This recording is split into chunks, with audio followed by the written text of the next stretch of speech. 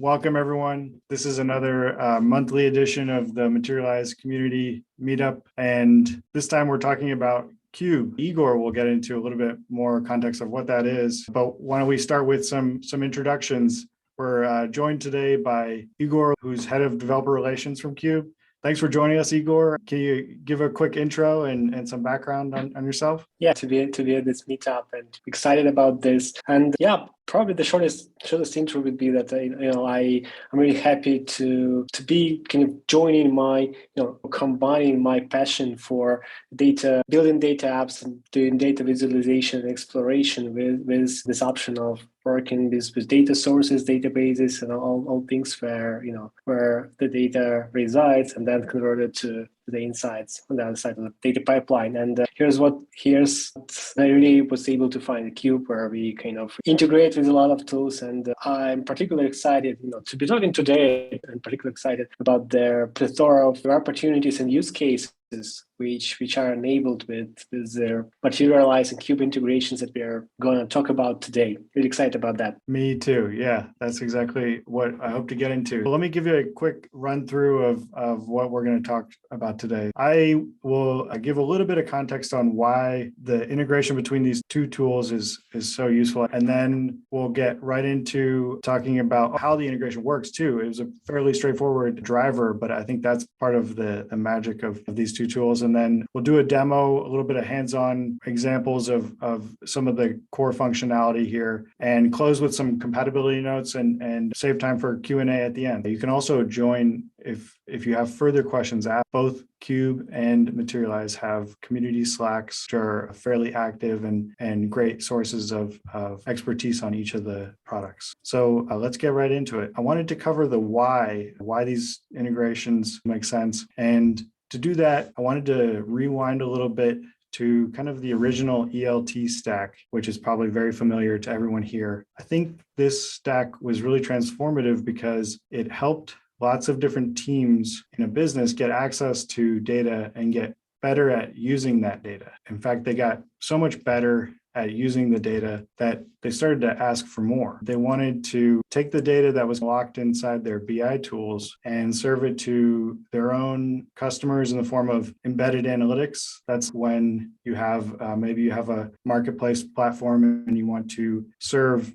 this BI type of data to your vendors, or in the form of a specific set of it's kind of like the second wave of SaaS tools that I call data apps. People have different names for them, but it's sort of the unbundling of the BI tool into different tools for specific jobs, like a tool for a marketing person or a tool for a support or salesperson, et cetera. And then the last place where people were trying to do more than what their BI tool provided was internal tools where you're just building your own, whether it's a script or an internal tool that needed to pull from the BI tool almost as an API. And the BI tool was no longer sufficient. It wasn't really built for these use cases. And I actually have a personal experience with this. I worked at a company that used Looker. You might recognize this as the Looker interface. And one day the data team sat me down for an intervention after seeing that I had spent 17,490 minutes in the Looker interface over the last 30 days. I was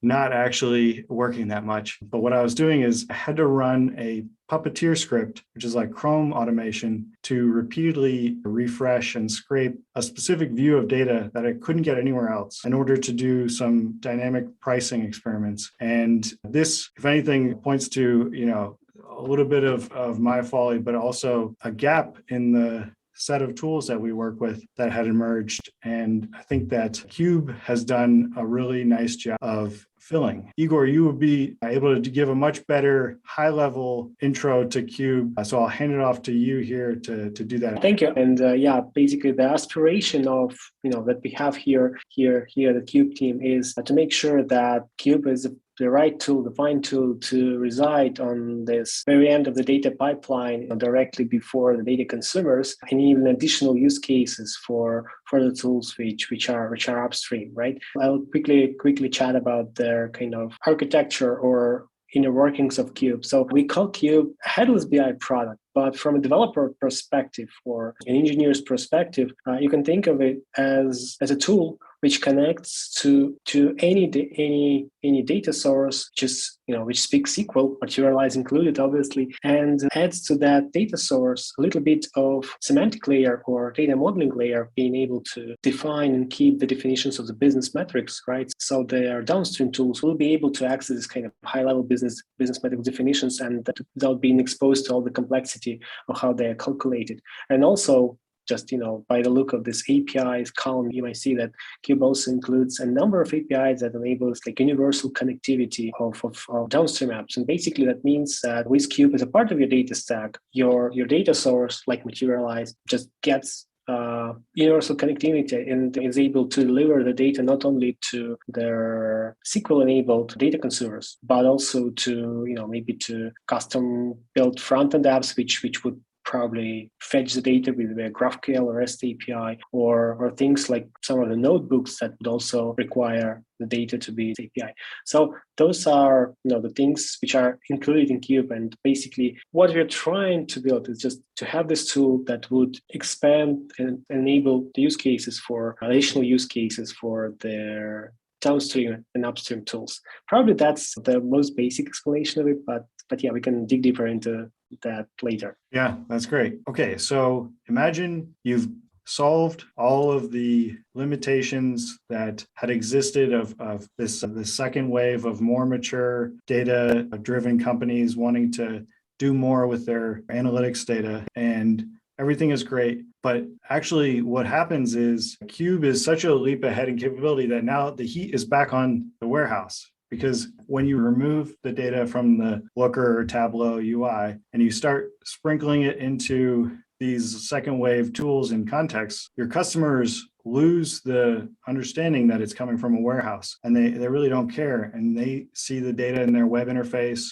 or their support tool or their app. And it's often either right next to primary application database, so data that's coming from their transactional MySQL or Postgres database, or it's next to buttons that act on that primary data. For example, you might have a support dashboard where the agent sees the current state of information for an account or a set of users, and they can click to credit the account of a churn risk user, for example. And if they're able to modify the state like that on their primary data, and they don't see that reflected reactively in the data that's coming from the warehouse, you start to get this problem where suddenly the 5-minute to 1-day latency of your warehouse data is a big problem. And so that's where this marriage of the two tools of Materialize and Cube makes a lot of sense, because in this role, Materialize is playing a similar role that the warehouse had played, but Materialize differs from a data warehouse in a lot of ways, but the most important is kind of where the work is done. So in a traditional data warehouse, all of the work, the computation is done on a query. So you issue a select query and the SQL parser sends it to the query engine. Query engine goes through and scans through indexes and rows and columns to calculate a result for a point in time, and then it sends it back and the job's done. And Materialize does the work on the other side. It does the work on the right side. So in Materialize, when you issue a query, you're creating it as a materialized view. So it's kind of a standing SQL query. And instead of going through and calculating a point in time result, Materialize creates a data flow, and it runs every write through the data flow to incrementally maintain the result. So the functionality you get is you're able to take the similar types of SQL queries that you run in a warehouse and create them as materialized views, and have views of your data that are always up to date. So as data in your primary database is changing and the individual creates and updates are streamed through via change data capture to Materialize, and the view is updated incrementally with very little work. So you end up with, depending on the type of pipeline you have, anywhere from less than a second to a few seconds latency between where your data is originating and the views that you are reading into Cube. So you can create much more tightly integrated reactive apps on analytical style data. And if you let me just quickly jump in, I just wanted to say that when I first learned about Materialize and how how it works. I would say that was kind of a mind-bending experience because, well, I think in this traditional sense of, thinking about data stores and databases, right? No one expects a query, to produce the results immediately, right? So we have this kind of expectation really baked into our minds, right? So that you need to issue a query to a data store, and well, it will be running it, and there will be kind of query execution, so there will be a whole process of it, right? So this is something that I personally had to kind of get over, right? And just learn about this new concept that your results, they are already there. And I think there is kind of similarity in a way between Materialize and Cube, that there are things that are defined declaratively, not imperatively. Like you don't need to write some procedural code, but you just declare that you need some result there, and it will be there. So Materialize is basically the definition of Materialize to you. You just say, hey, I wanna this data to be present, right? And then in no time after you issue a query, you'll get those results. This is really great. And this is what you're also working with Cube, because well, you'll define declaratively like the parts of your data model or preaggregations that we'll probably mention later at this call. And yeah, they are just there. They provided to you by Cube, and the same is true for their results, which are calculated kind of synchronously in the background, right? As you mentioned, and they are just there. This is really a shift in understanding how data sources might work, might perform, and I think Materialize is quite unique in the Yeah, it's always a mind-bending experience, and in some ways we're trying to make it less mind-bending and behave more like a warehouse. But there's always going to be some amount of sort of matrix realization moments. Igor, can you give some context on the Materialize driver? Yeah, sure. That's a really interesting topic. So I'll probably start with a random fact that more than half of Cube, or about half of Cube's code base is written in Rust, but the rest of it is in TypeScript. And I think one of really interesting decisions taken in the very inception of Cube was to leverage their existing packages and libraries on the Node.js platform to interface with different databases. So basically, it gave us the ability to scale the connectivity options that Cube has to a whole range of different data sources. And so Cube uses this database connectivity layer with mostly pre-existing drivers or libraries to connect to particular databases. And on top of these libraries, we have this high-level driver layer with drivers that are custom tailored to their quirks and features of particular data sources. So yeah, we're really happy to have this Materialize driver contributed. And it's really a peculiar feature in that since Materialize uses PGWire, basically Postgres protocol, and that gave this driver this option to be kind of extending the generic Postgres driver. So compared to drivers to some of other data sources, that was relatively easier and to implement that, and also to make sure it's kind of well tested and it's really maintainable down the road, etc. So yeah, and I think that's a huge advantage that supports the Postgres protocol, the PGWire, because it makes it really easy to implement and then to maintain this integration. Yeah, I would probably not be dropping a lot of names, but I think that we here at Cube, we already had a number of kind of similar success stories with another vendor, basically worked through the Postgres protocol as well. That's true for CrateDB, which is a distributed database, for QuestDB, which is a time series database, etc. So I think it's really great to see that kind of in this data store space that a lot of great tools just choose this kind of industry, I wouldn't say industry standard, but this really kind of widespread industry accepted, trusted protocol, and just leverages it. And yeah, that's why I think that in really short, maybe it was a couple week kind of time, like everything included, we were able, the teams were able to produce a driver, to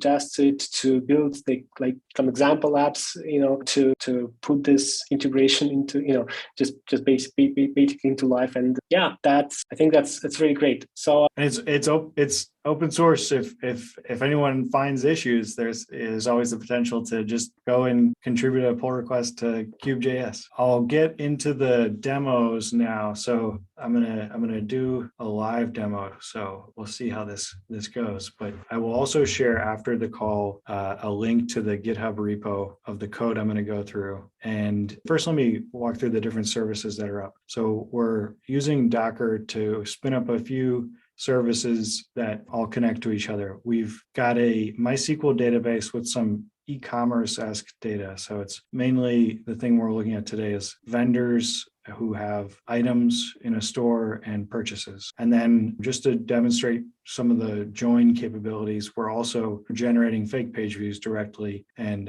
sending them all into Kafka, or actually it's Red Panda in this case, which is another great tool to check out. It's a drop-in replacement for Kafka and a lot more, but it's fairly simple to use in a Dockerized setup. So I'm using it here in place of Kafka. And then Materialize consumes all those events, those writes, and processes them through SQL or through data flows that we're creating by creating these Materialize views. And then Cube connects to Materialize this if it were Postgres. And if you let me just quickly comment on this, I think this is the best slide and the best point of time where I just need to highlight that the use case that's now possible for Cube users and with this integration is that it was, I would say, relatively tricky to funnel their kind of the streaming data in and to connect things like Kafka or Red Panda to Cube, because it's just there is some, I would say there is some gap or here because their SQL tools are just not interfaced great with the streaming tools, and with Materialize now this gap is basically filled, right? So it is why not only I would say regular data sources but also streaming data sources, they are also now they are also able to deliver the data to Cube and downstream, and that's only possible because of this integration. So really happy about that. Yeah, I didn't even think about that, but that makes total sense. So let's get right into, okay, so let me know if my font is too small here, but I wanted to show first the actual Docker Compose, all that if you already have Materialize or Cube set up in a Compose file, this is the extent of what we did to add Cube into this architecture. So you don't even actually need all of the environment variables. Cube has a really completely fully featured web UI for kind of prototyping and debugging and troubleshooting. And so if you hadn't put any of these in, I think the first one is the only one you really need. You would have just gotten a UI to enter them. And the Materialize, the rest of the Docker Compose file, you're probably more familiar with if you're coming from Materialize. We've got MySQL and Red Panda, and Debezium is what funnels the change data capture data from MySQL to Red Panda. So I've already got all of the containers running here. And as part of the README or the example code, we have, so just Docker Compose up will initialize everything except Materialize, which you need to run this create script, creates the materialized views and sources. So I'll show that really quickly. So with Materialize, there's SQL-like types of commands that you do specifically to point Materialize at the upstream events. So the create source command just is telling Materialize where to look for these upstream events. And the other unique aspect of this is in the case of the data coming from MySQL, we already know the schema of it because of a feature that Debezium provides. So we're using the built-in schema registry in Red Panda. So when we start working with it, we already have the exactly matched schema that came from MySQL. But for page views, because this is a JSON source, or it's actually in raw bytes to start, we have one view which is not materialized, which is parsing the page views into columns that are easier to work with. So that's what this page view staging view is doing. And then the main thing that we're going to work with in Cube is this example materialized view and aggregation, where we're grouping by vendor and actually by minute to get something that's fairly fast moving, and then providing a bunch of calculations around e-commerce, like stuff like items sold or orders or revenue or page views. So this is a streaming Materialize view that when I execute this, when I run the create SQL, Materialize goes and creates a data flow to maintain this. It creates indexes to preserve the results or maintain the results in memory. And when you query it, you're just querying, you're acting like it's Postgres, but it's all maintained in memory. Okay.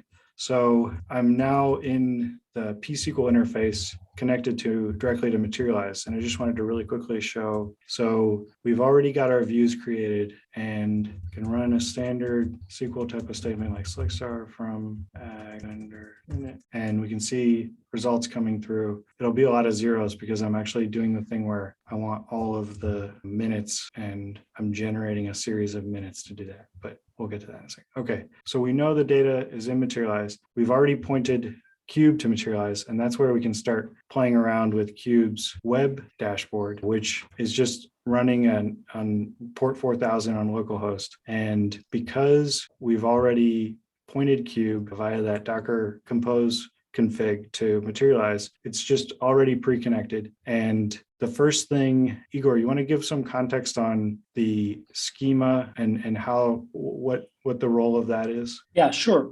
First of all, I'll just quickly comment that, someone might wonder, I mentioned that Cube is kind of headless BI tool, right? Or it exposes APIs. So why are we looking at some web UI at all? Like why this UI even exists? So yeah, this UI is a developer tool, right? So something that you as a developer or engineer would use to test your changes, to develop the data schema, to fetch their example data from the data source and see if it makes sense. And their expectation is that after you complete that work, after you work out the base data schema and make sure that the calculations are right, then you'll use Cube's API, SQL, or more importantly, REST API and GraphQL API to connect to downstream tools, to connect to front-end apps, for example.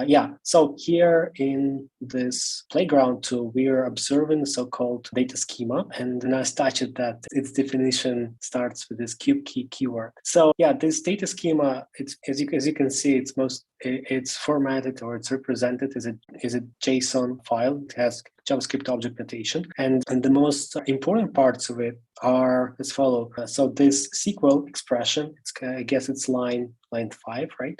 So basically it instructs Cube from where the data should be coming, like what data source or the table in the underlying data source of this kind of high-level cube should be modeled on. So this points to their materialized view in Materialize, right? This ag vendors minute that you and the configure. And then you have two sets of definitions. One is called measures, so it's line 6, right?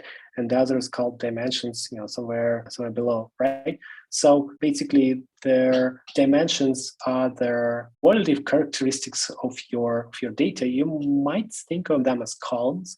However, and in our example, they directly mapped to columns, right? So this under the SQL definitions for dimensions, you can see vendor ID, vendor name, or the M for minute. So these dimensions are directly modeled over columns. However, they don't necessarily have to be modeled as such. And the measures are the quantitative characteristics about the data, or basically their calculations over the data set Cube points at. And in this case, these ones. In this case, they basically have their, the type, the most important parameter is a type parameter which instructs Cube how to calculate those qualitative characteristics of the data, if I may. And probably the most interesting and the most revealing measure defined here is the conversion rate one, right? Because it is defined as a calculated measure, right? So here there's a division over a number, a number of aggregate functions, right? And the beauty of it, or the importance of it, is that with Cube, with this data schema in Cube, you're able to provide a set of measures and dimensions to a downstream application that makes sense on your domain level or in your business level. So regardless of how the data is laid out on the underlying data sources, like MySQL DB, for example, that we're looking at. And regardless of how you've chosen to materialize your data using Materialize, you still have this option to model your measures and dimensions in a way that will make sense, not for the kind of data storage and data processing part of your app, but makes sense for the data consuming part of your app, right? So the cube name and the measure and dimension names, they are kind of high level, they make sense for your end user app. So with this data model, you're able to those layers and make sure that your downstream tools, the data consuming apps, they are completely decoupled from the complexity of how data is stored and laid out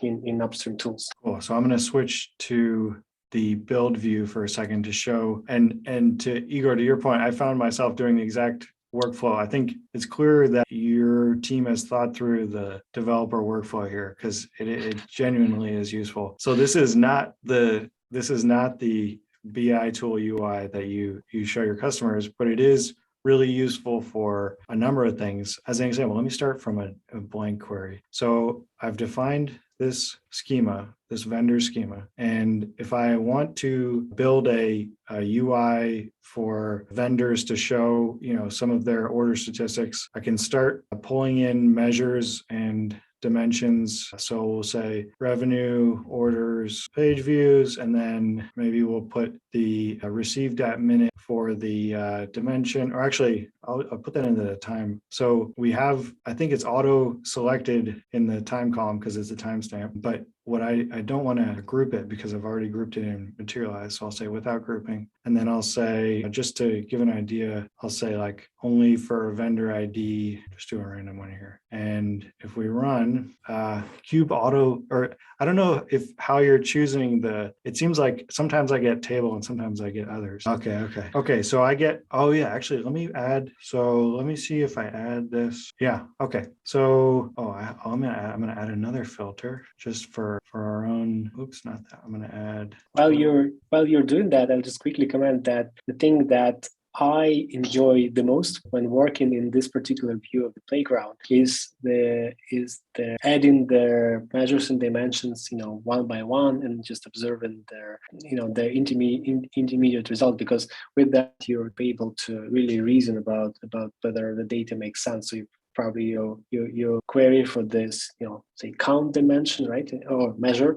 and you see, okay, there is X things in your data, and then you break that by dimension, and you see how that is kind of distributed over that. So it's kind of really there is some sense of kind of this multidimensional analysis, that's possible in this app view. Yeah. Okay. So I've got an idea. Like I've mocked up relatively similar to what I want to build into my UI, and then from there, there's a number of ways to get it in. This JSON query tab gives you, if you were to just use the Cube REST API, you have the ability to take something or take exactly what you've built here and move over to your client-side code or your application. And in this case, I think I have an example. Yeah. So I'm going to I'm going to copy this. And again, if you let me just quickly comment, I would say that this real world query, it looks like relatively complex because we have all these filters, right? And the time dimension and measures dimensions. But yeah, the beauty of it is that we, in this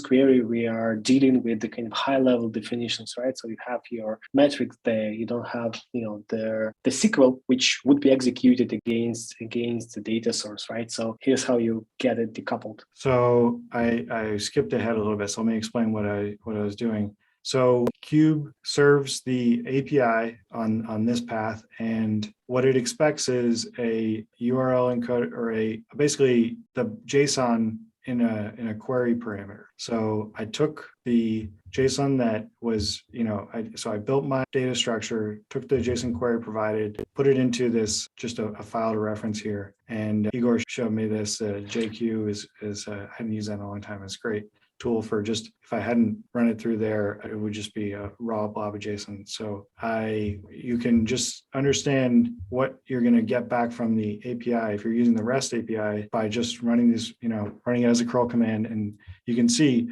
this is the same data that we were seeing in the UI now served to you by an API. So it's very simple. There's also a GraphQL API. So if your application uses GraphQL, you can basically just use Cube as the GraphQL backend and run queries using GraphQL protocol that way. And it also gives you this graphical playground to explore how you would compose the query and understand the result structure and everything like that. And then it gets even more interesting. So there's two things that I think are especially useful for Materialize users. There's one which is the authentication or authorization feature. I don't have a working demo, but Igor, if you can walk through how that works and how developers use that to sort of limit or secure what data they're serving out to their public applications. Yeah, sure. So in the example that we just reviewed, we saw that,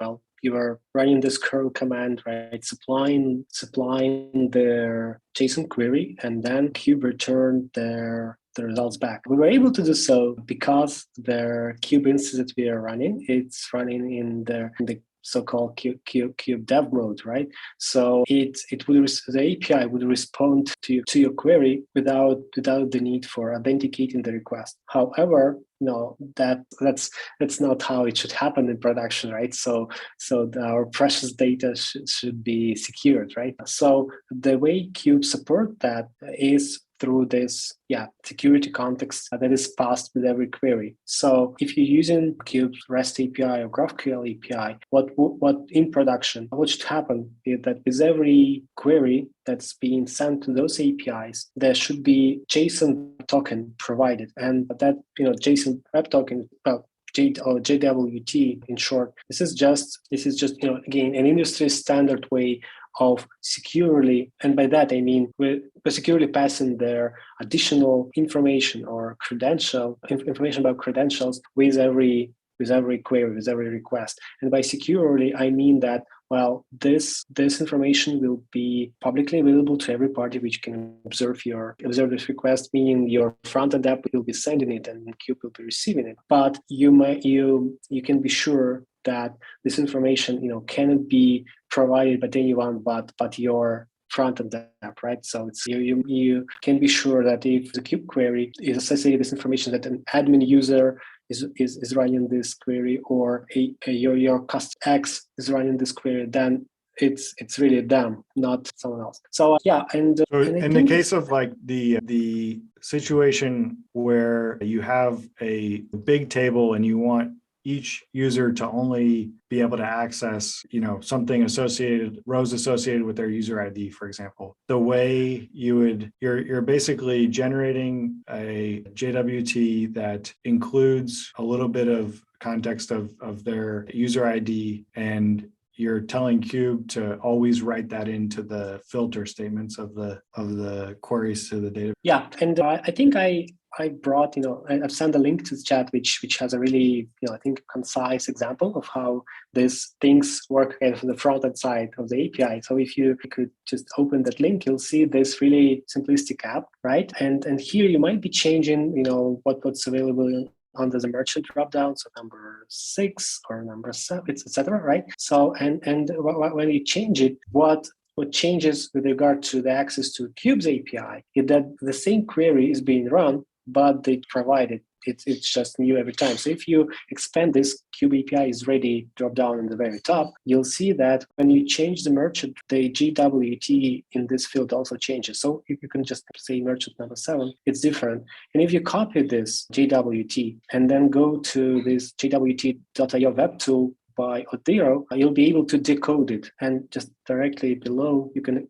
copy and paste it to so you can see that the payload includes this merchant ID 7, right? And it means that that's the information that the Cube API will receive, and that's the information that you as a Cube user will be able to use in their, to filter the data on the Cube side, or to secure the access basically by saying, okay, if it's merchant ID number 1, then you can access this Cube, and if it's someone else, that the other cubes are available, and also row level security is possible to implement with this approach. So basically, this is how your front-end app is able to send information to Cube API. And probably the last but very important detail here, Cube integrates with, Cube supports not only JSON web tokens, but also so-called JSON web key sets, which is another standard, similar standard, or was an extension of the JWTs, which enable the integration with popular authentication providers. And chances are you probably know about AWS Cognito or Auth0. And it's just, as far as I remember, for environment variables that you can set to Cube, you can say, okay, so this Auth0 external authentication provider should be used with Cube. And then you integrate your front-end app with Auth0, and then you probably log in with Google or maybe with your Active Directory account into that front-end app through Auth0. And then you're able, then Auth0 will provide their JWTs with the proper credentials to your front-end app. Your front-end app will send them to your Cube API, and your Cube API will reason about who accesses the data and secure the access to data, upstream, Materialize based on that data. So yeah, it's if you're using an external authentication provider, it integrates really well. And if you want to build something yourself, then you know what to do since JWTs is used, and that's an industry standard for authentication on their application. Nice. All right. The last thing I want to get to is really crazy and interesting, and it's what Cube calls preaggregations. And I think this is the part of Cube that's completely written in Rust, if I remember correctly. So it has a different use case for Materialize than it does for other warehouses, I think, but it's still very potentially useful. So Igor, correct me if I'm wrong, but the 30-second thing on preaggregations is was it originally in the upstream database, and then you moved it to be in originally you were caching tables in the upstream database, and then last year it moved to be its own Cube store, which is basically, is it Parquet file? And Yeah, I think you know it better than me, or know the level that I know. But yeah, that's true. Preaggregations, this is a Cube feature that enables caching of the data in the upstream sources. And how you work with it is just showed on screen. So you declaratively defined what measures and dimensions should be cached, and you provide this declarative refresh key, which controls how the data should be refreshed, and then you get the acceleration. And yeah, you're right. Originally, that feature was introduced to Cube because almost all upstream data sources, obviously Materialize excluded, but almost all data sources cannot provide low latency for queries and also support high concurrency.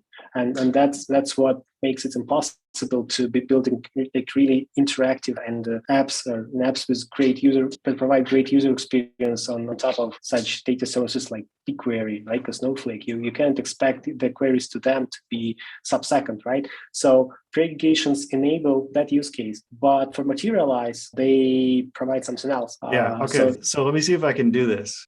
So walk me through, normally you wouldn't cache materialized view and Materialize. If I'm understanding correctly, what's happening here? So first of all, the pre-aggregation you can also build from the UI, and I think maybe if I just refresh, let's see if I uncommented, but I don't know if I need to actually. Let's see if I think you don't. You can just go ahead and run. Okay. Let me try another just to see if I got into a cache. So, or let's just run the total. Yeah. Okay. So what's going on now is the query Cube is going all the way to Materialize for the query, and then it is serving it back to, in this case, the Playground UI, but also storing the pre-aggregation in Parquet files in Cube Store. And you would think that's not necessary here, especially if we have a refresh key of every 1 second, which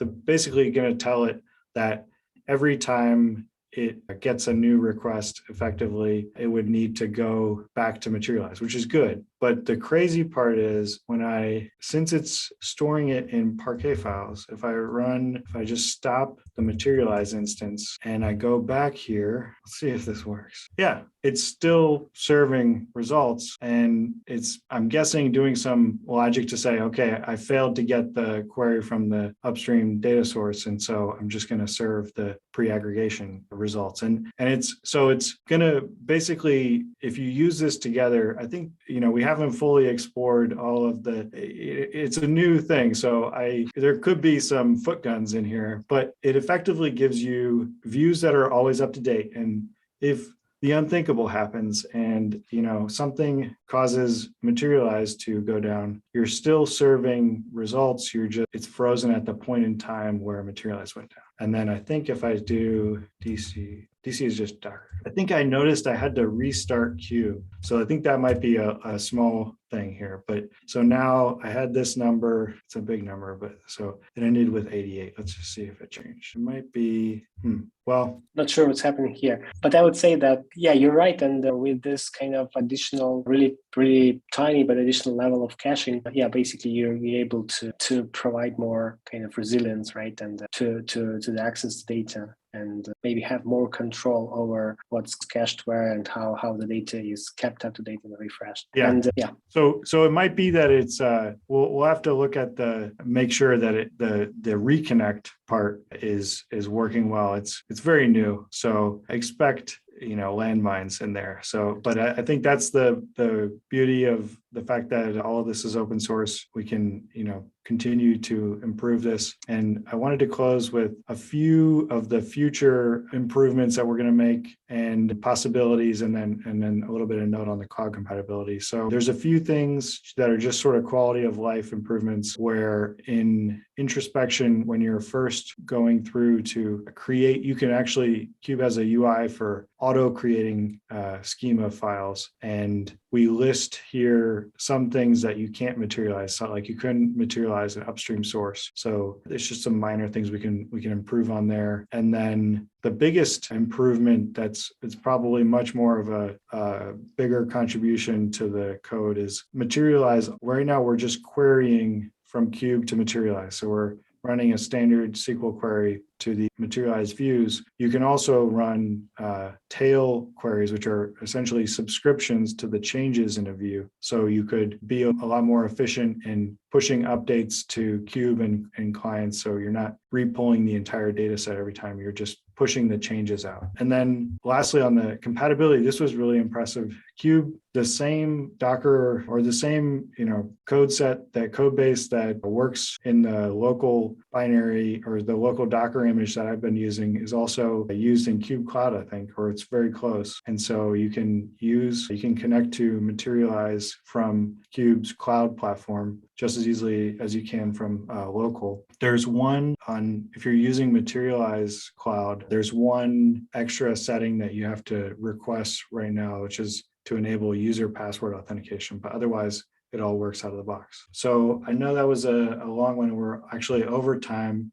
We might have to do Q&A. Let's do Q&A. If you have any follow-up questions, join the Cube Slack, which you can find on their website, to ask about Cube there, or the Materialize Slack, materialize.com/chat, to ask there. And thank you so much for your time, Igor, today. This was really a lot of fun, and I hope we can see more of what people are building with this stack in the future. Yeah, thanks for having me. It was really great, and I think the demo that you showed, it's really cool. And I'm very excited to see what the teams and folks out there would be building with Materialize and Cube. And just a heads up, I really enjoy being on your Materialize Slack. So if you want to share accomplishments, or just ping me and talk about Materialize and Cube, I'll be happy to do so. Cool. All right. Thanks, everyone.